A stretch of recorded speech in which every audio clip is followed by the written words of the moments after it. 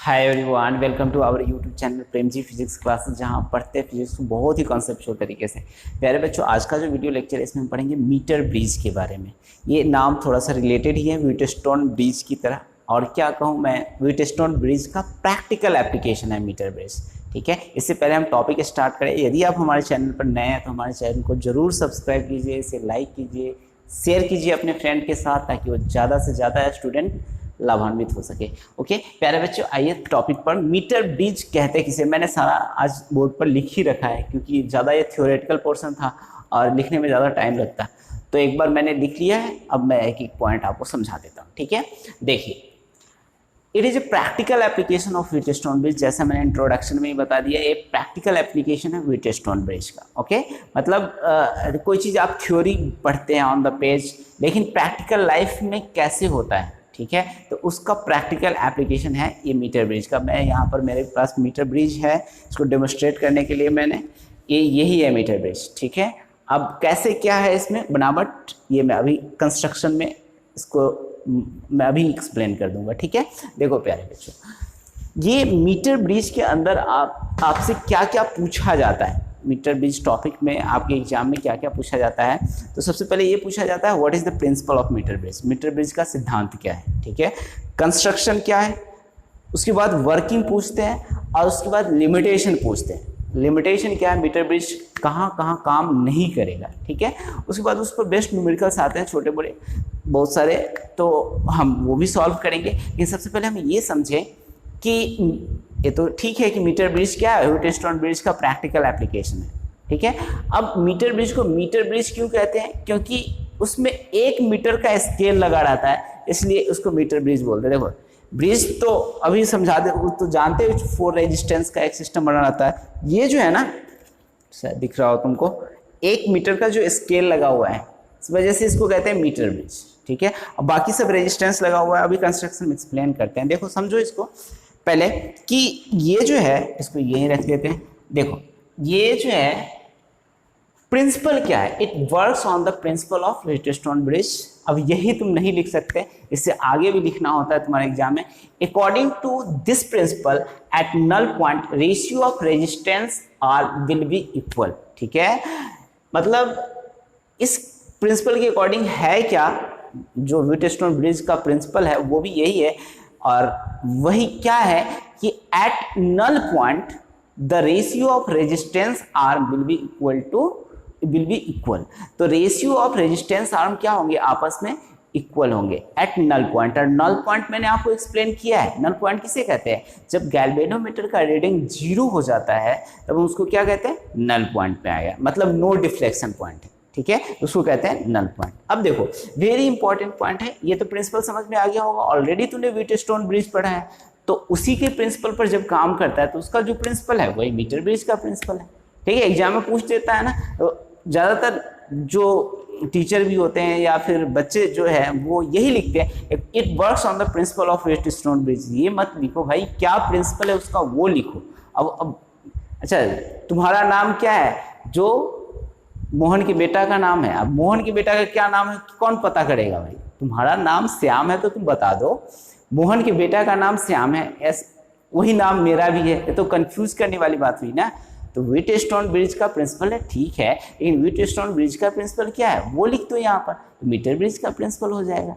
समझ में आई बात है, ठीक है, कंफ्यूज नहीं होने का।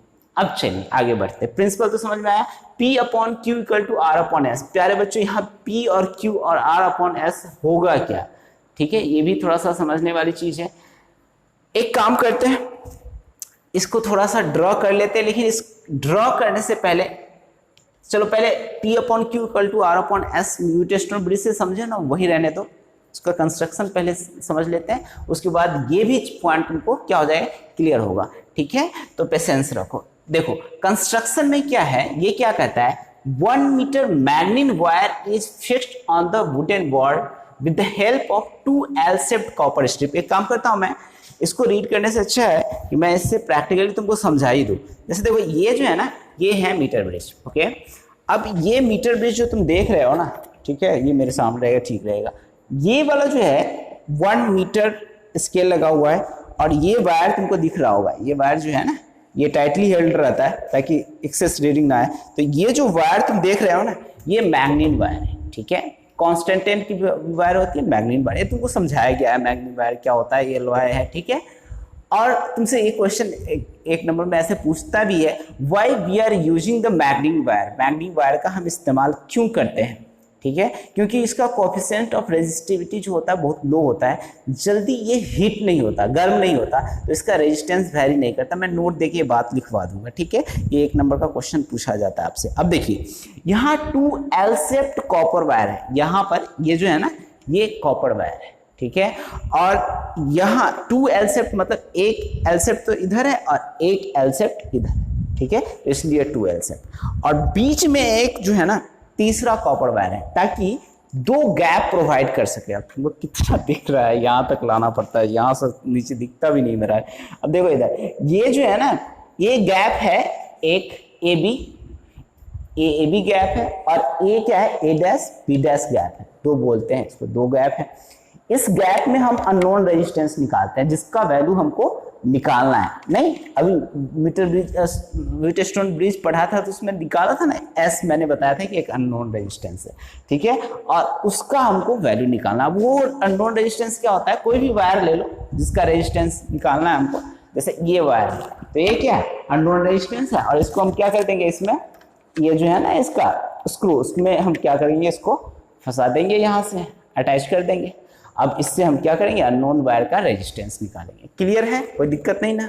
अच्छा यहाँ पर रेजिस्टेंस बॉक्स लगाते हैं, ठीक है। अब रेजिस्टेंस बॉक्स क्या होता है, मीटर ब्रिज तो है, ठीक है, इसको रहने दो, फिर थोड़ा सा मैं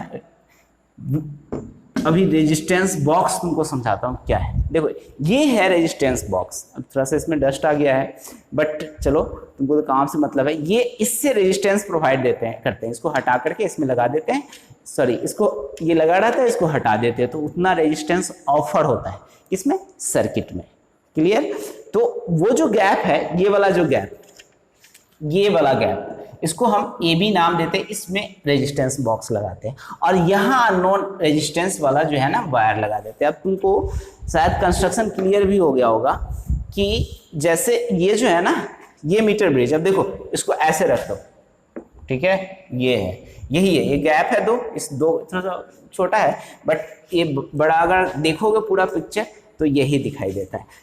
देखो बेटा ये जो है ना यहाँ पर ये जो है ए बी, ए और बी, ये क्या है, रेजिस्टेंस बॉक्स है, सॉरी गैप है, और ए डैश बी डैश क्या है, ये दूसरा गैप है, इसमें रेजिस्टेंस बॉक्स लगाया, अभी दिखाया रेजिस्टेंस बॉक्स आपको।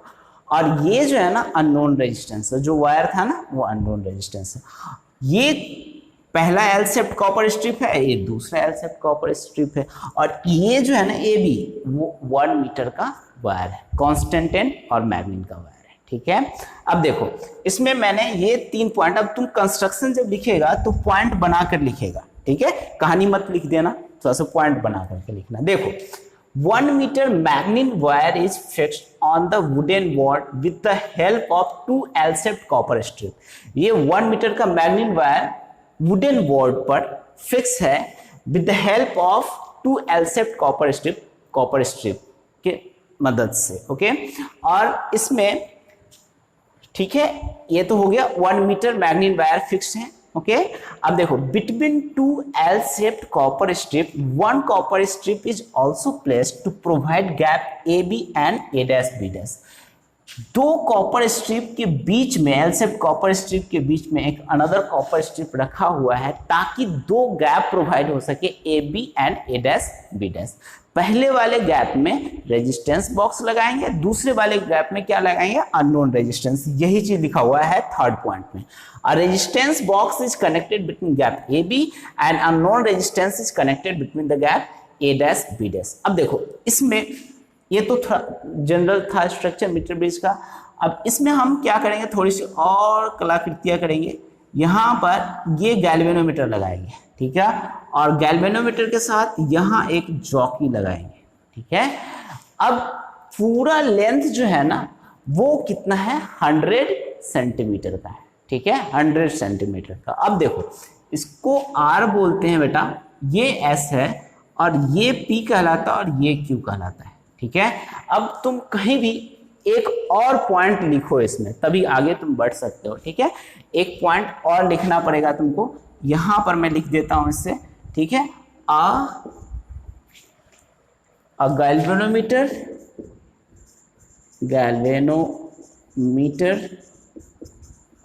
And jockey. एक जॉकी होता है, वो बीच में वो ज़्यादा रेजिस्टेंस ऑफर नहीं करता।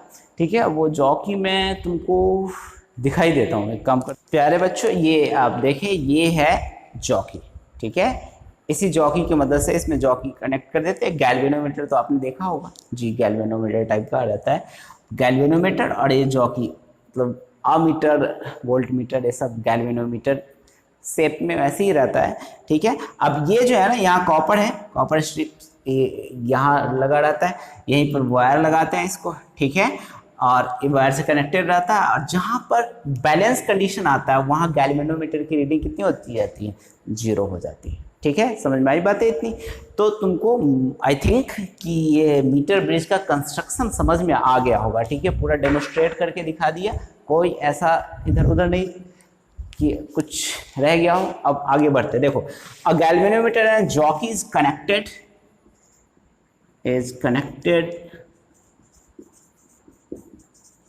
through a strip, through a middle strip। ये बीच वाला जो स्ट्रिप होता है ना, उससे कनेक्टेड होता है। ठीक है, ये क्लियर है? मिडिल स्ट्रिप कौन, मिडिल कॉपर स्ट्रिप कह सकते हो, या स्ट्रिप होगा कॉपर स्ट्रिप। ठीक है, क्लियर? अब ये हो गया हमारा पूरा कंप्लीट कंस्ट्रक्शन। अब हम पढ़ेंगे वर्किंग। ठीक है, इसका वर्किंग क्या है, ओके, मीटर ब्रिज का वर्किंग क्या है।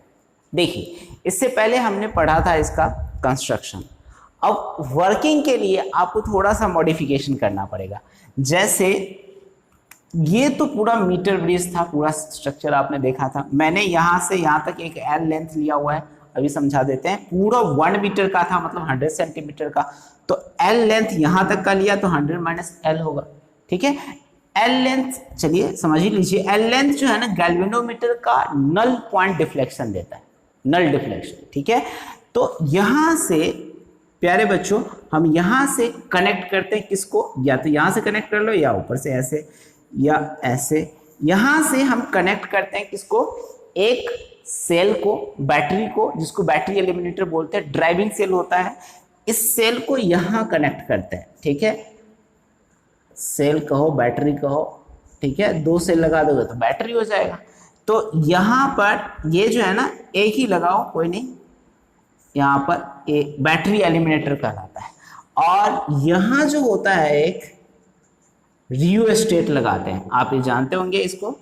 ये यहाँ से एक ऐसे चेंज करते हैं, ऐसे RH।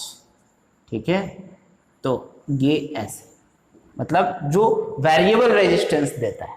ठीक है, तो ये रियोस्टेट है, ये यहाँ से फिर कनेक्ट करके इस वायर से क्लियर है।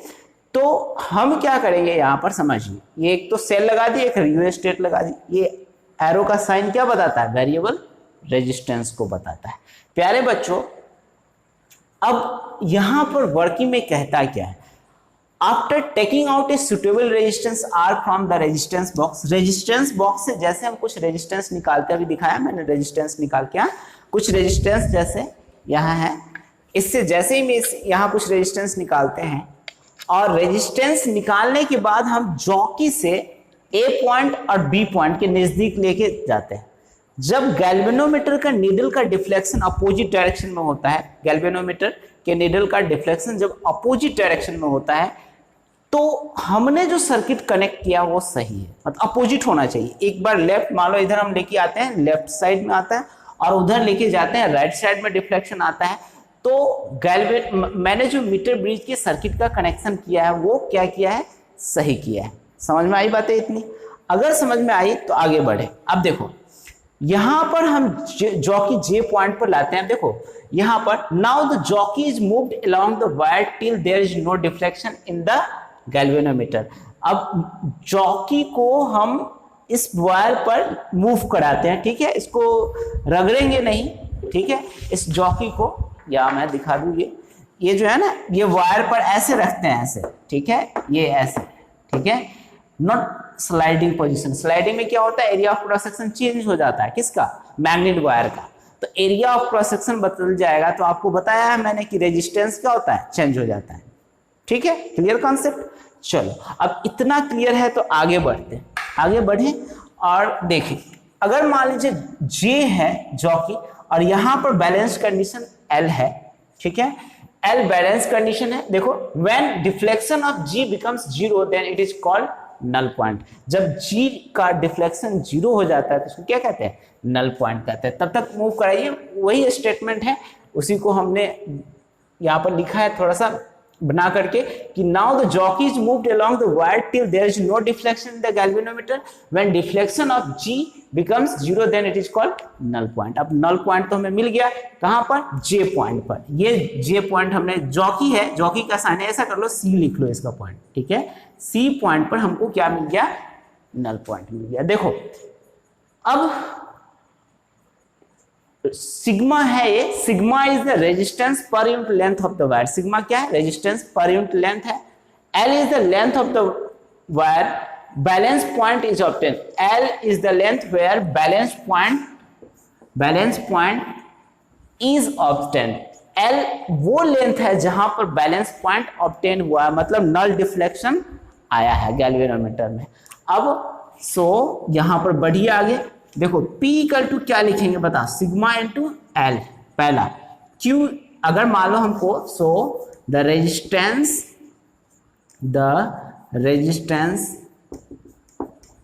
रेजिस्टेंस P, अब इसी को P बोलते हैं बेटा, अभी बात कर रहे थे P अपॉन Q जो लिखे थे, P upon Q equal to, ये ना, P upon Q equal to R upon S, वहां पर प्रिंसिपल में, तो R तो इसको लिखते हैं, S इसको लिखते हैं, और P जो है ना, ये जो जहां बैलेंस कंडीशन आया उसको लिखते हैं, और J से B के बीच के डिस्टेंस को क्या रेजिस्टेंस को क्या लिखते हैं, Q लिखते हैं। तो देखो, so the resistance P will be equal to sigma into L. P जो इक्वल होगा वो किसके इक्वल होगा, sigma into L, and Q will be equal to sigma into 100 minus L, ठीक है। अब चूंकि सिग्मा क्या है, रेजिस्टेंस पर यूनिट लेंथ है, तो एल लेंथ में बैलेंस कंडीशन आता है, तो ये क्या हो जाएगा, सिग्मा इंटू एल, और Q जो है ना उसमें क्या हो जाएगा, 100 माइनस एल इंटू सिग्मा, ठीक है, क्लियर है कंसेप्ट। अच्छा, अब यहां तक क्लियर है तो आगे बढ़ो, देखो, फ्रॉम ये जो है ना, according to principle of metre bridge के प्रिंसिपल से, देखो मीटर ब्रिज के प्रिंसिपल से क्या होगा, P upon Q equal to देखो R अपॉन S, यही तो है, और P अपॉन Q को लिखोगे, एक काम करो, पहले R अपॉन S इधर लिख लो, और P अपॉन Q को लिखो, तो sigma into L upon sigma into 100 minus L, तो सिग्मा सिग्मा कैंसिल हो जाएगा, R upon S, L upon 100 minus L, तो S की वैल्यू लिखेंगे तो क्या लिखेंगे, S इक्वल टू क्या होगा, इधर से अगर यहां से इसको लेके जाओगे इसमें तो क्या हो जाएगा, 100 minus L upon L into R, नहीं R, तो ये हो जाएगा S की वैल्यू। क्लियर है कंसेप्ट, मतलब S जो अननोन रेजिस्टेंस जो मुझे निकालना था, वो वायर जो मैंने दिखाया था ना, इसमें कनेक्ट किया था, उस वायर का जो रेजिस्टेंस होगा वो क्या होगा, 100 minus L upon L into R. S equal to क्या होगा बेटा, 100 minus L upon L into R, ठीक है, ओके। अब इसको रफ करते हैं, फिर इससे आगे पढ़ेंगे। ये तो तुम्हारा वर्किंग हो गया, इतना में फिनिश हो जाता है। अब देखो, इन सब बातों को थोड़ा सा बना करके लिखना है, डायग्राम पेंसिल से बनाना, वर्किंग तुम्हारा हो गया क्लियर, ओके। अब इसके आगे एक नोट लिखेंगे, ओके, और उस पर बेस्ड इसका जो लिमिटेशन है वो समझेंगे, ठीक है।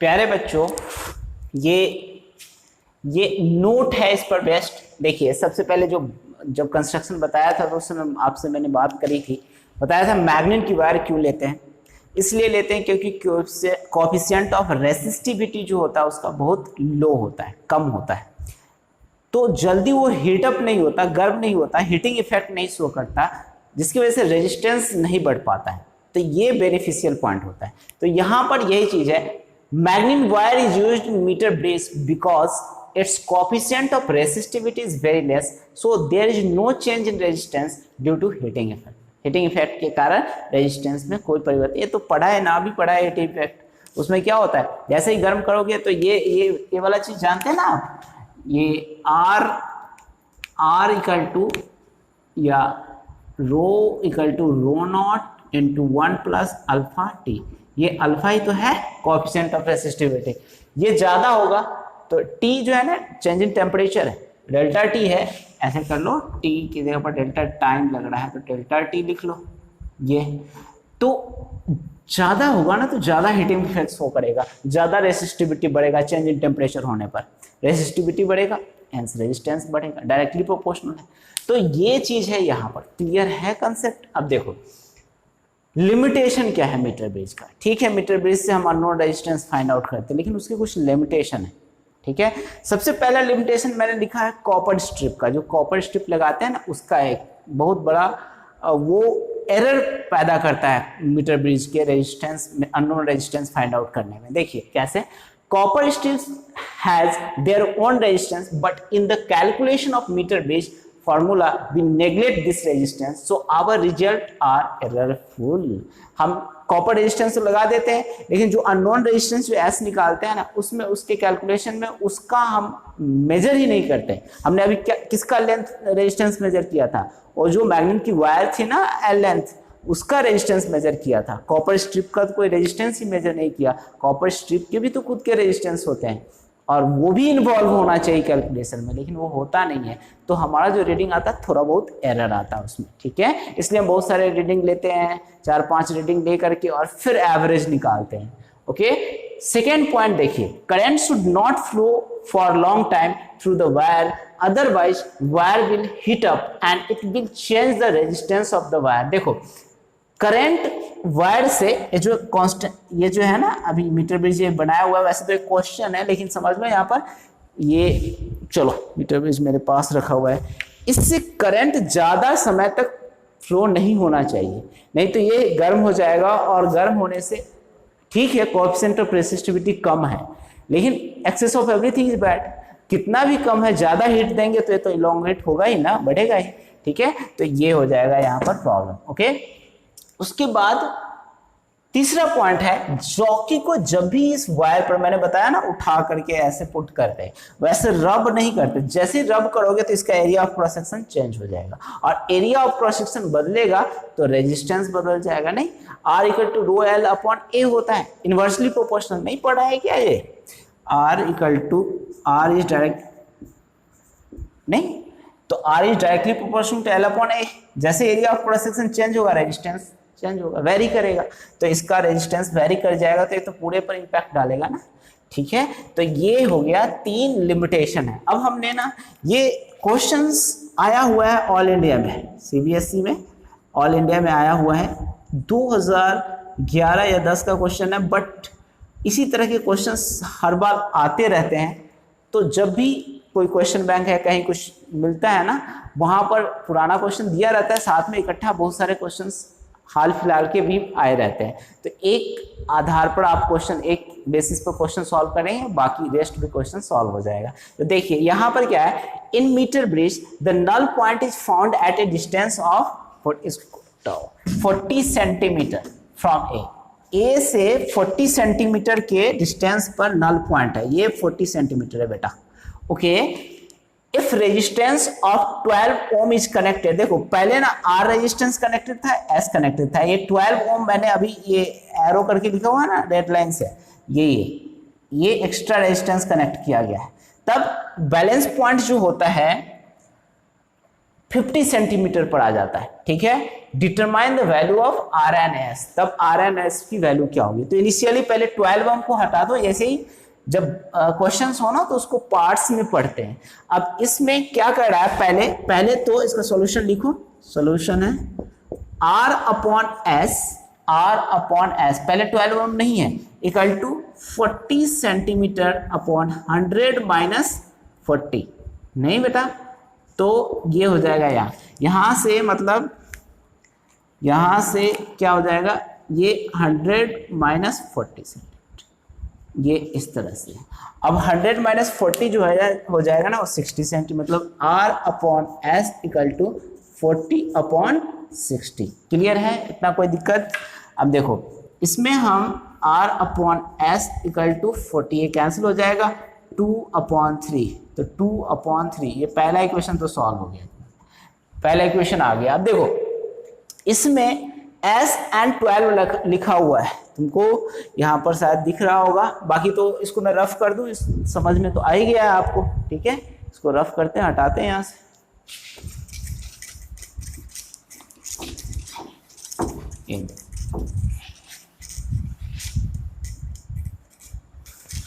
ये लिमिटेशंस सब याद रखना अच्छे से, आगे बढ़।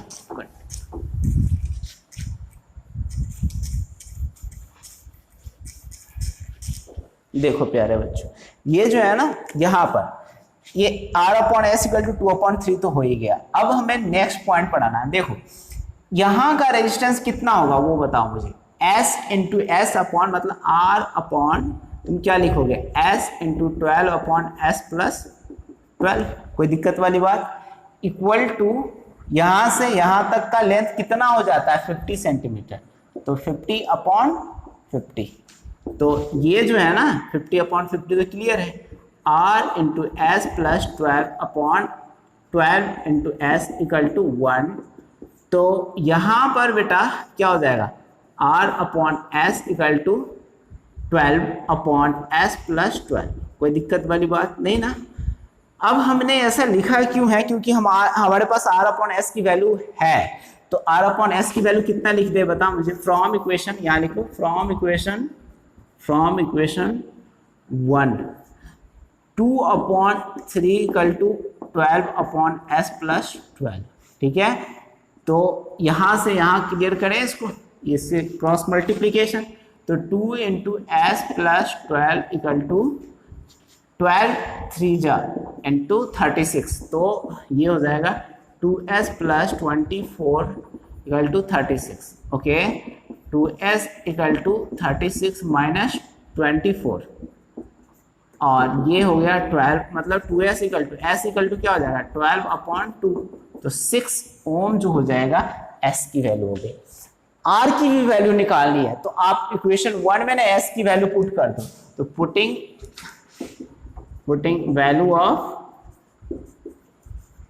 value of s in equation 1 में अगर पुट कर दें तो कितना हो जाएगा, r upon S equal to 2 upon 3 की जगह पर s की जगह पर क्या लिखोगे बताओ मुझे, 6, ठीक है, तो r इक्वल टू क्या हो जाएगा 2 अपॉन 3 इंटू 6, 3 2 जा, मतलब 4 ohm, r equal to 4। Clear है कंसेप्ट, कोई दिक्कत नहीं ना। तो यही है r equal to 4 ohm, this is the complete. r and s जो है ना, r 4 ओम होगा, s क्या होगा 6 ओम होगा, यही कंप्लीट एनालिसिस है इस पर्टिकुलर क्वेश्चन का, ओके।